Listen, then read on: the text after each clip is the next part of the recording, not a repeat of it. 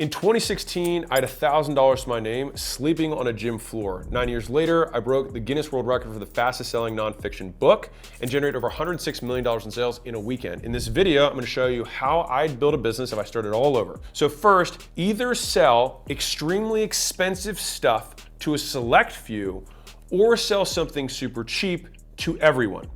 The middle is where people die. So fundamentally, all businesses have the cost of getting customers and what you make from those customers as the core economic arbitrage that makes a business a business. You have a more efficient way of taking resources and allocating them to get superior throughput on the other side. That's literally what a business is. Why did I start with sell really expensive stuff or sell really cheap stuff?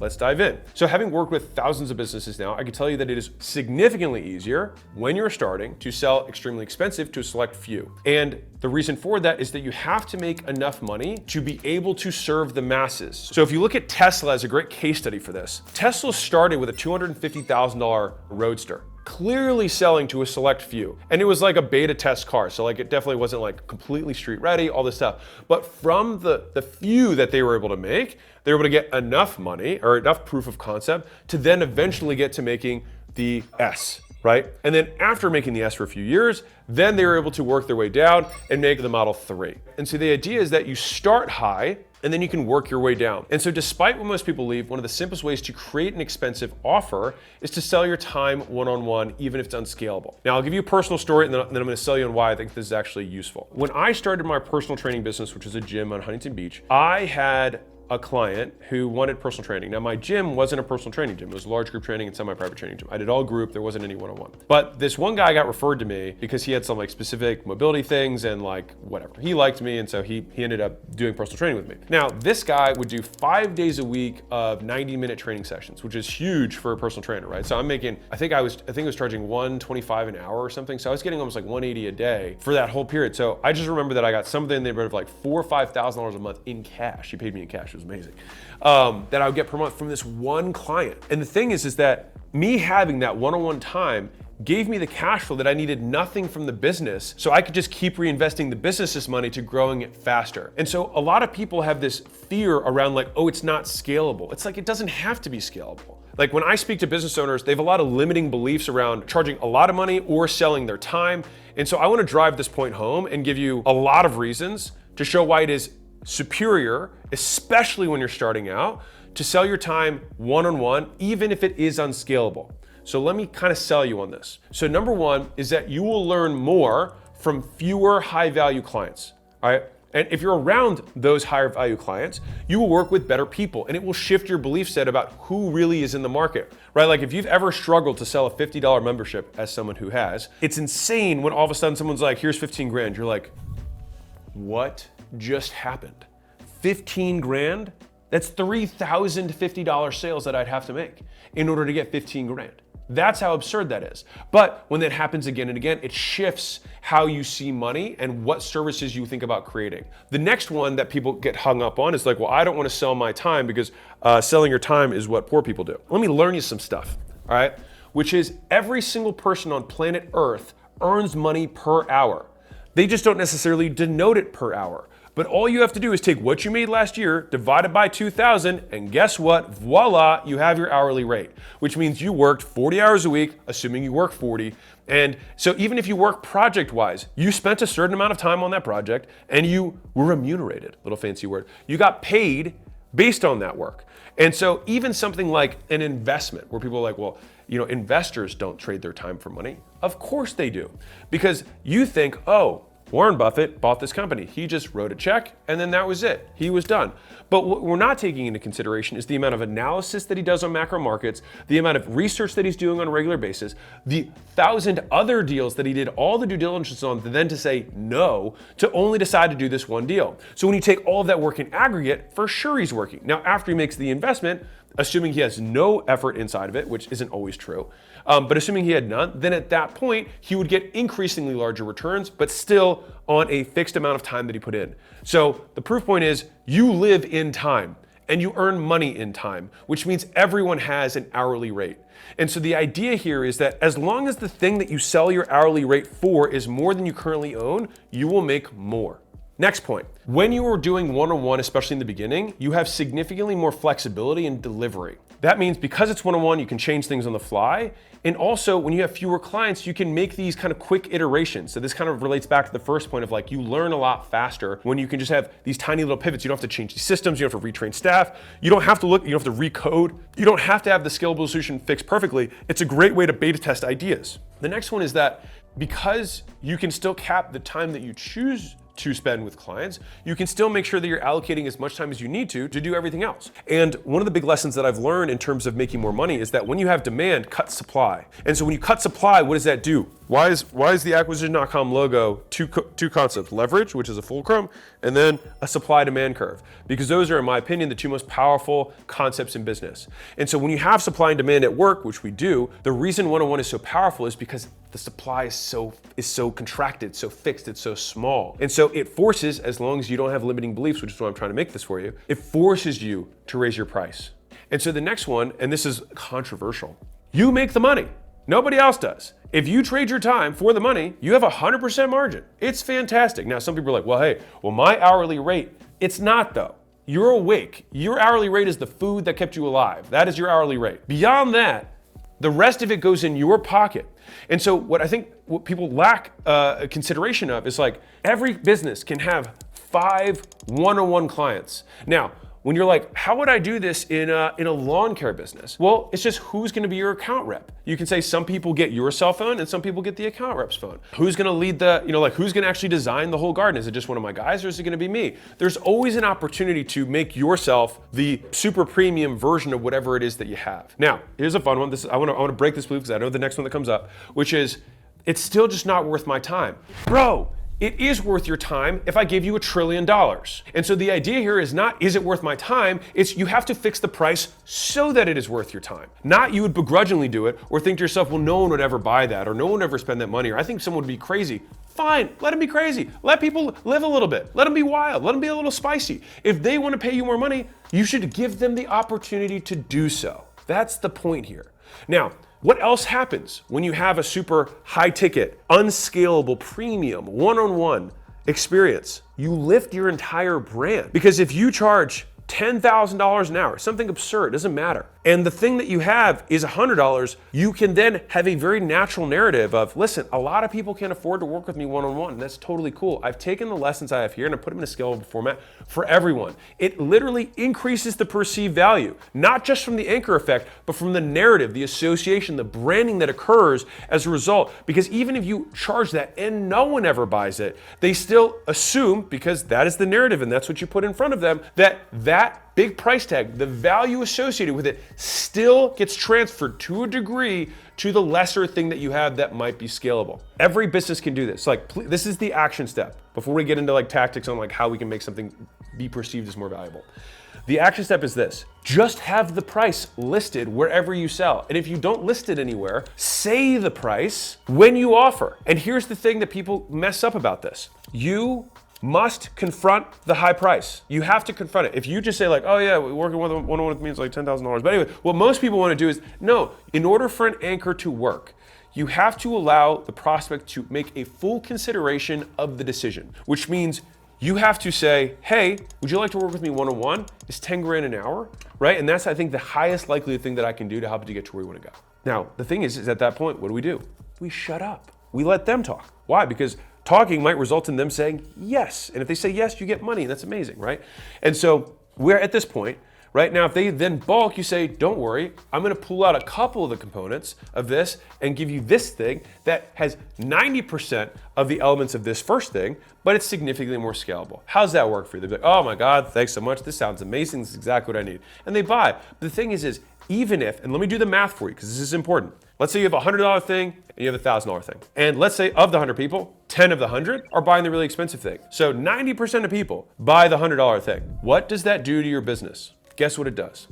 It doubles the revenue of your business. And not only that, all of that incremental revenue, the stuff that came from those top 10 people, is 100% margin. So let's say that on your 100, you make 40% margin. So you're actually making $40 on those 90 people. So you're making $3,600 in profit off of 90 of your 100 buyers. Now of the other 10, you make 10 times 1,000, so you make $10,000. So you actually make 3 times the profit on your expensive thing and 1 times the profit on your cheaper thing. So 3/4 of what you make comes from this thing. That's why people miss it, is they don't get the math behind it. You have the expensive thing because even in tiny, tiny volumes, lots of zeros still add up. And so if you're getting started, I would strongly recommend, even if you have a scalable thing, even if you're on school, you have a community, you charge $100 a month, whatever it is, have something that's $1,000 a month. Have something that's $10,000 one time.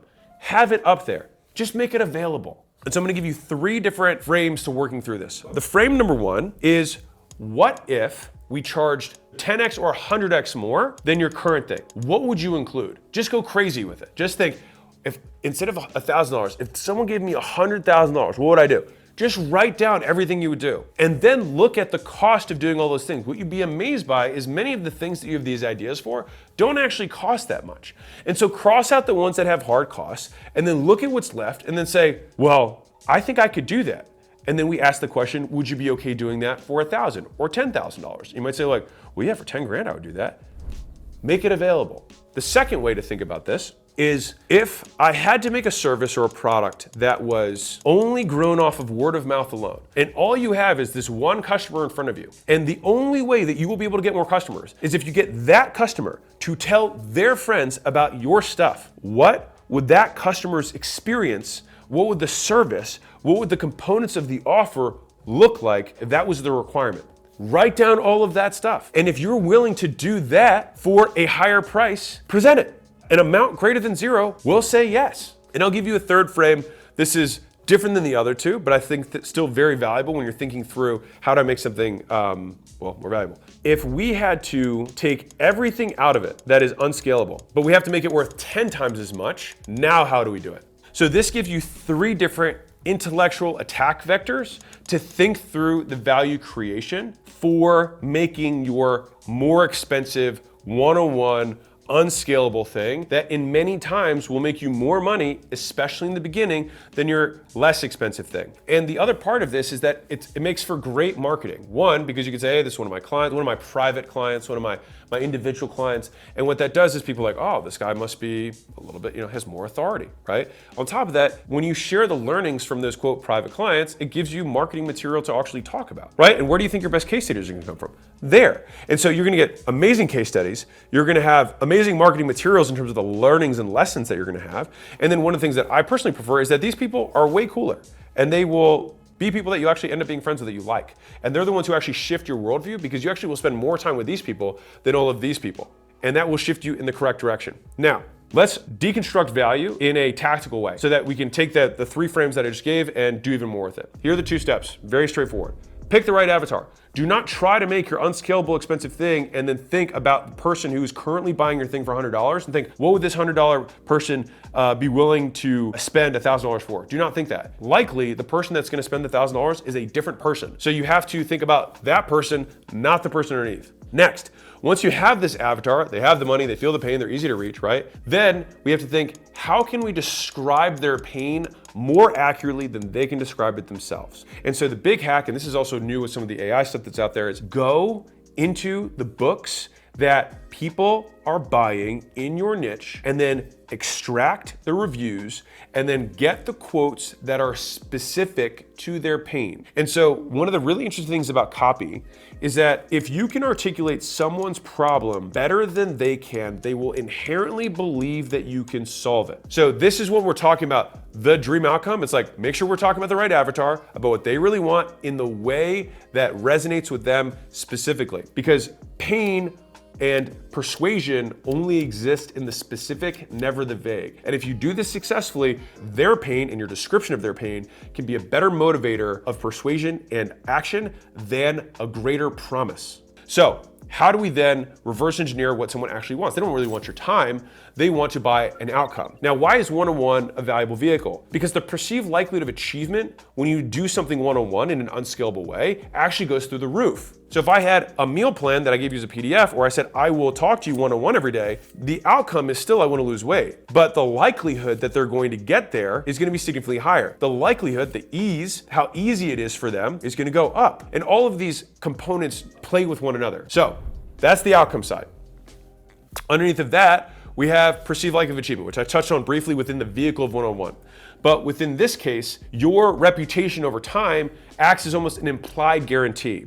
And the nature of the delivery also has some level of implication that they're going to get the completeness of you. And so as long as they believe you are competent, number one, and two, have strong intention to help, the likelihood that they believe that giving you money will help them get what they want goes really high. And so that's why I like 101. That's why I like unscalable. And to be clear, just cap it. It doesn't mean you have to do it all the time because that will get in your way long term. But in the short term, it can allow you to live on this and then cash flow all the growth. And so this is me giving you kind of like the bootstrap strategies to growing a big business is like be willing to take 5-10% of your time, charge 10 times more, and make enough income from that you can take all the other money and go aggressive, go on the offense with it. So third one is speed. Now, if I had to pick one thing that I could do to maximize persuasion, it is speed, or the inverse, latency. How do I decrease latency? How do I increase speed so I can make sure the outcome happens as fast as possible? Because latency beats magnitude 7 days a week and twice on Sunday. The reason that this is important is that it will motivate someone's action to buy more than just about anything else. So you're not going to sell someone who's wealthy on how much money you're going to save them. You'll sell someone who's wealthy based on how much time you're going to save them even more. Because money has an implicit value. Their time is the one that over time will become significantly more valuable than money. One of the things that anyone can do to sell that expensive thing is just take whatever the delivery time you currently have is and cut it in half, cut it in 2/3. And if you have a one-on-one service or a higher tier service that should add a 0 or more, you can just say you will always have priority. You will always be first in line. When I have a new thing, you'll be the first one to see it. Whenever there's an emergency, you'll be the first one to respond. I'll pull someone off a job to come to your house. All of these things are about speed. Those things, like, think about the vectors of value.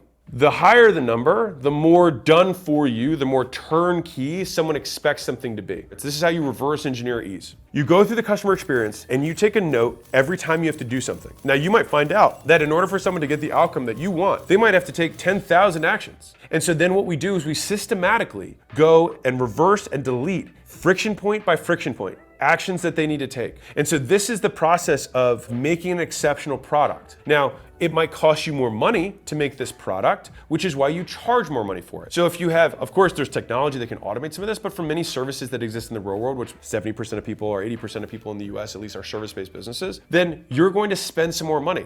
Now, here's the magic of this. Well, some of my business relies on other vendors or other parties. Guess what happens when you charge 10 times as much? You can pay them more to prioritize your customers. And so this allows you to make your own priority ring on top of that, that allows you to consistently outcompete competition because you pay your vendors, you pay your partners better than anyone else does because you have this service tier. And so the TLDR, big picture, is that no matter what, no matter how many customers you have, if you simply make a 10 times more expensive offer, you will have a percentage likelihood that is greater than 0 that someone will buy it. And when that happens, you will be reinforced for doing so, and I think you will actually see how powerful adding 1, sometimes 2 zeros to your price tag really is. Thank you for coming to my TED Talk. Charge more money.